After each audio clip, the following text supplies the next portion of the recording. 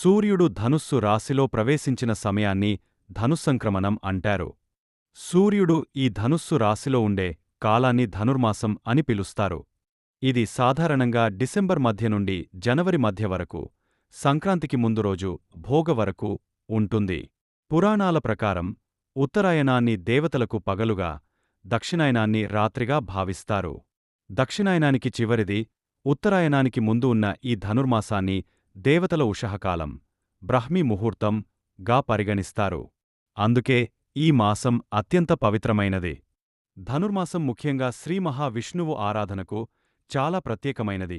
ఈ మాసంలో విష్ణుమూర్తిని ఆరాధించడం చాలా పుణ్యప్రదం.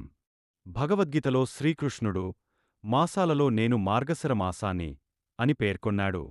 ఈ నెల రోజులు సూర్యోదయానికి ముందు, అంటే బ్రాహ్మీ ముహూర్తంలో తెల్లవారుజామున శ్రీ మహావిష్ణువును ప్రత్యేకంగా పూజించడం ఆచారం. వైష్ణవులు ఈ మాసంలో గోదాదేవి, ఆండాళ్ రచించిన తిరుప్పావై పాసురాలు పారాయణం చేస్తారు. గోదాదేవి శ్రీరంగనాథుడిని, విష్ణువును భర్తగా పొందడానికి ఈ వ్రతాన్ని ఆచరించిందని ప్రతీతి. ధనుర్మాసాన్ని కొన్ని ప్రాంతాలలో శూన్యమాసంగా కూడా భావిస్తారు. ఈ మాసంలో వివాహాలు, గృహప్రవేశాలు వంటి శుభకార్యాలు చేయడం నిషేధమైతే, ఇది భగవత్ సంబంధిత కార్యక్రమాలు, ఆధ్యాత్మిక చింతన, దైవారాధన కోసం కేటాయించిన అత్యంత పవిత్రమైన మాసం.